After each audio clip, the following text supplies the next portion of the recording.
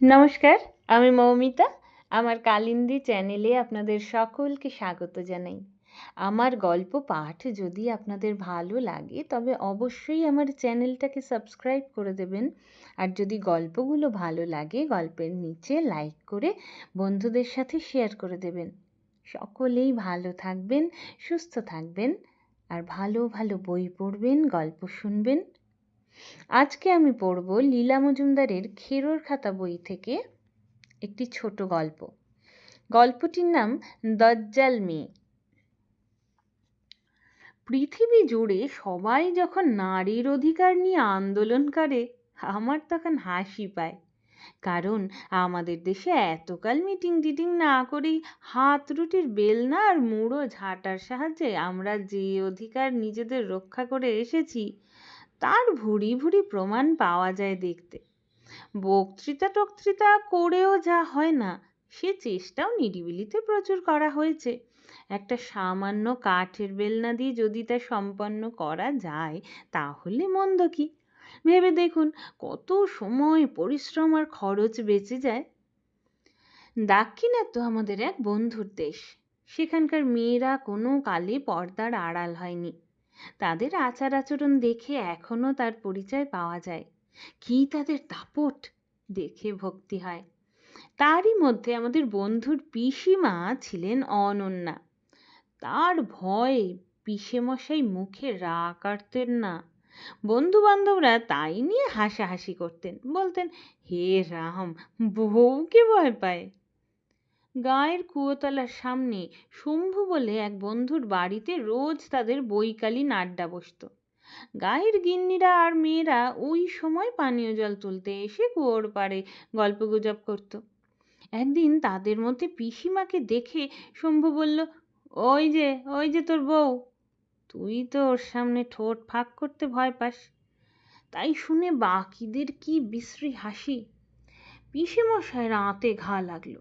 তিনি বললেন, ও তোমাদের ভুল ধারণা। তোমাদের মতো কথায় কথায় বউয়ের সঙ্গে ঝগড়া করি না বটে, কিন্তু দরকার হলে কোষে দু কথা শুনিয়ে দিতেও ছাড়ি না। ও মাথা নিচু করে শোনে, তা জানিস?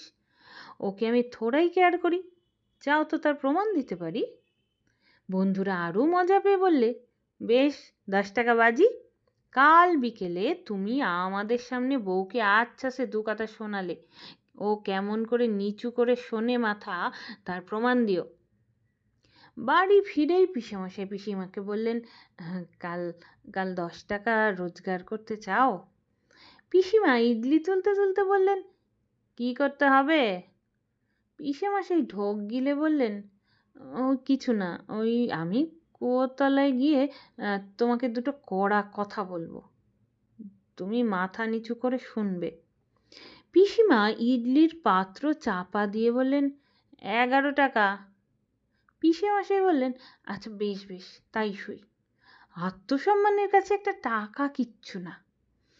পরদিন যথাসময়ে পিসিমা কুয়োতলায় পৌঁছে জল তুলে বন্ধুদের সঙ্গে দুটো কথা বলছেন, এমন সময় পিসেমশাই সেখানে দাপাতে দাপাতে গিয়ে বললেন, তুমি ভেবেছ কি লক্ষ্মী আম্মা, বাড়ির কাজ ফেলে রোজ সন্ধ্যা অবধি গাল গল্প আমি আর সইব না। যাও, বাড়ি যাও। তাই শুনে বন্ধুদের এবং পাশের বাড়ির দালানে বসা পুরুষ দর্শকদের অবাক করে দিয়ে পিসিমা কাঁচু মাচু মুখ করে বাড়ির দিকে রওনা দিলেন। ওতেই পিসেমশাইয়ের কাল হলো। অনাস্বাদিত বিজয়গর্ব তার মাথায় চড়ল।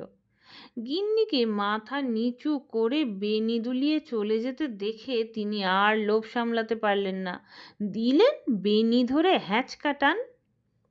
আর যায় কোথা? অমনি ঘুরে দাঁড়িয়ে দাঁত খিচিয়ে পিসিমা বললেন, এ মতো তো কথা ছিল না, বলে এক নিমেষের মধ্যে পিসেমশাইকে একেবারে মাটির সঙ্গে বিছিয়ে দিয়ে দুমদুম করতে করতে বাড়ি চলে গেলেন। ব্যাপার দেখে পিসেমশাইয়ের বন্ধুরা বলা বাহুল্য কেউ টাকা করে পেল না। কথায় বলে মেয়েদের অসাধ্য কিছু নেই, তারও একটা নমুনা দিচ্ছি। তবে এ গল্পে সত্য মিথ্যার জন্য আমি দায়ী নই। লোকে বলতো কলকাতায় বা তার আশেপাশে 200 টাকা ভাড়ার মধ্যে এমন বাড়ি ছিল না যেখানে লাটুবাবু আর তার স্ত্রী কিছুদিন বাস করেননি। সব বাড়ি ছাড়ার একটাই কারণ, সেটি হলো ওই গিন্নি। হয় বাড়ি পছন্দ নয়, নয় বাড়িওয়ালির সঙ্গে ঝগড়া, নয় পাশের বাড়ির ভাড়াটেদের বরদাস্ত করা যায় না, নয় আর কিছু। এমনি করে খুঁজে খুঁজে যখন শহরের সমস্ত 200 টাকার ভাড়া বাড়ি শেষ করে এনেছেন, তখন আপিস ফেরার পথে এক দালাল এসে লাটুবাবুকে ধরল।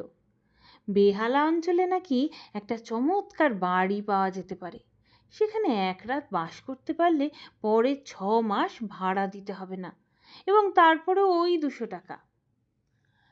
লাটুবাবু সঙ্গে সঙ্গে দালাল সমভিব্যাহারে মালিকের বাড়ি গিয়ে চুক্তিপত্র সই করে এলেন। সেখান থেকে বেরিয়েই দালাল বলল, দেখুন, একটা কথা আপনাকে বলা হয়নি, এখন তাই বিবেকে বাঁধছে। কি আবার কথা? বাড়িটা একবারও দেখলেন না? দেখার কি আছে, সব বাড়ি এক, গিন্নি কোথাও বেশি দিন থাকেন না, কিন্তু কথাটা কি শুনি। আমতা করে সে বলল, মানে রোজ রাতে যে লোকটা আসে সে মানুষ নয়। লাটুবাবু একেবারে থমকে দাঁড়ালেন, তারপর বললেন, ও সব গিন্নি সামলাবেন, আমার রোজ নাইট ডিউটি থাকে, কাল ভোরে এসে বাড়িটা একবার দেখিয়ে দেবেন। হাতে হাতে জিনিসপত্র গোছানো হলো, যা যাবর পরিবারের বাড়তি জিনিস থাকে না। পরদিন সকালে বাড়ি দেখে গিন্নি মহা খুশি। এমন ভালো বাড়িতে তিনি নাকি জন্মেও থাকেননি। আশেপাশে লোকালয় নেই, সব খোলা মাঠ, তাই দেখে লাটুবাবুও অনেকটা আশ্বস্ত হলেন। হাতে হাতেই জিনিসের বেশিরভাগ গোছানো হয়ে গেল। সন্ধ্যার আগে খেয়ে দিয়ে টিফিন নিয়ে লাটুবাবু তার খবরের কাগজের আপিসে গেলেন। ভোরে এসে ভয়ে ভয়ে দরজার কড়া নাড়লেন। কাজটা বোধহয় ভালো হয়নি, কে জানে কি দেখতে কি দেখবেন। গিন্নি কিন্তু হাসি মুখে দরজা খুলে দিয়ে পরোটা ভাজতে বসলেন।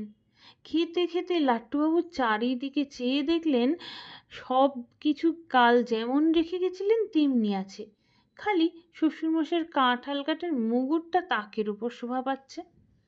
সেদিকে তাকাতেই তার পাতে আরো 2টো পরোটা দিয়ে গিন্নি বললেন, হ্যাঁ, কি দেখছ? কাল রাতে যে ভারী মজা হয়েছিল, কোথা দিয়ে কে জানে এক বেটা চোর এসেছিল, অমনি সুরসুর করে ওপরে উঠে যাচ্ছিল, পকেট থেকে এক গাছা দড়ি ঝুলছিল। আমি রান্নাঘরে বাসনের বাক্স খুলছিলাম, বেটাকে দেখে বাক্স থেকে বাবার ওই মুগুরটা না নিয়ে পেছন থেকে ছুটে গিয়ে বেটার ঘাড়ে ঝাঁপিয়ে পড়ে আগা পাশতলা এমনি পেটালাম যে হতভাগা ট্যাপও করতে পারলে না। কি সব গায়ে দিয়ে এসেছিল, খালি খালি ফসকে যাচ্ছিল, যেন শূন্যে খামচাচ্ছি, তবু ছাড়িনি। শ্যামগোসাইয়ের মেয়েকে চেনেনি লক্ষ্মী ছাড়া, শেষটা মারের চোটে নাকটা ভেঙে গিয়ে থাকবে হয়তো। তখন আবার পায়ে পড়ে বলতে লাগলো, এই মা, ছাড়ান দিন, আর কখনো এখানে আসবো না, এই নাকে খত দিলাম। তারপরেই এমনি চালাক, প্রায় আমার মুঠোর মধ্যে থেকে খসে কোথায় সে পালালো। মুগুর হাতে কত খুঁজলাম, আর দেখতে পেলাম না। ও কি হলো? কি আর হবে, লাটুবাবু মুচ্ছু গেলেন। বলা বাহুল্য, এই মানুষটা আর আসেনি। 6 মাস বিনি ভাড়ায় থাকার পর লাটুবাবু সস্তা দরে বাড়িটা কিনে ফেলেছেন।